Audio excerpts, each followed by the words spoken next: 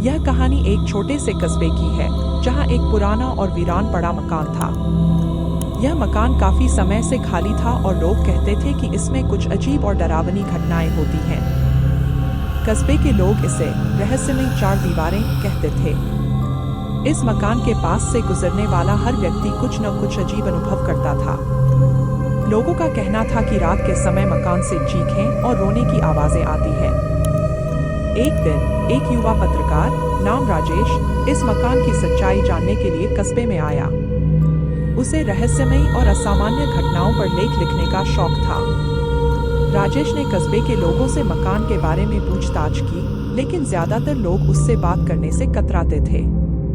अंततः एक बुजुर्ग व्यक्ति ने उसे बताया कि यह मकान एक समय पर एक समृद्ध परिवार का था, लेकिन अचानक एक रात उस परिवार के सभी सदस्य गायब हो गए और फिर कभी नहीं मिले।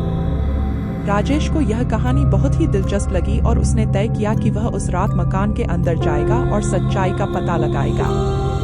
उसने अपने कैमरे और नोटबुक के साथ मकान के अंदर जाने की तैयारी की। जैसे ही रात हुई, राजेश मकान के पास पहुंचा और दरवाजे को धीरे से खोला। अंदर का माहौल बेहद ठंडा और सन्नाटे भरा था। उसने अपनी टॉर्च जलाई और धीरे धीरे मकान के अंदर कदम रखा। मकान के अंदर बहुत सारी धूल और जाले थे। राजेश ने चारों ओर देखा और पाया कि हर कोने में अजीब सी खामोशी फैली हुई थी। उसने कुछ कदम आगे बढ़ाए तो एक कमरे से हल्की सी रोशनी आती दिखी। राजेश ने हिम्मत जुटाकर उस कमरे में कदम रखा। वहां एक पुरानी खिड़की के पास एक टेबल पर एक पुरानी किताब रखी थी, जिसके पन्ने हवा के झोंके से फड़फड़ा रहे थे। राजेश ने उस किताब को उठाया और पढ़ने लगा। किताब में अजीब अजीब संकेत और चित्र बने हुए थे।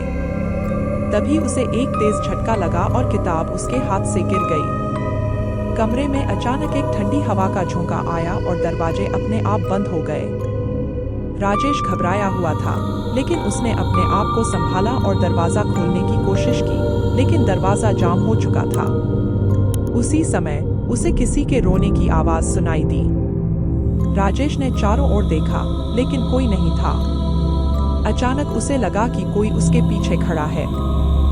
उसने तुरंत पीछे मुड़कर देखा, लेकिन वहां कोई नहीं था। राजेश का दिल तेजी से धड़कने लगा। उसने टॉर्च की रोशनी चारों ओर घुमाई और देखा कि दीवारों पर अजीब से छाया नाच रही थी। राजेश ने महसूस किया कि मकान में कुछ भयानक था। उसने वहां से निकलने का फैसला किया और जोर जोर से दरवाजा खटखटाने लगा।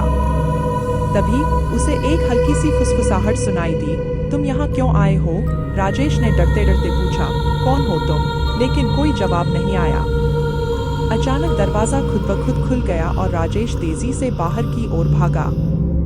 राजेश ने कस्बे के लोगों को अपनी आप बीती सुनाई, लेकिन ज्यादातर लोग उसकी बातों पर विश्वास नहीं कर पाए। उसने मकान के अंदर के अनुभवों पर एक लेख लिखा, जिसने काफी लोगों का ध्यान आकर्षित किया।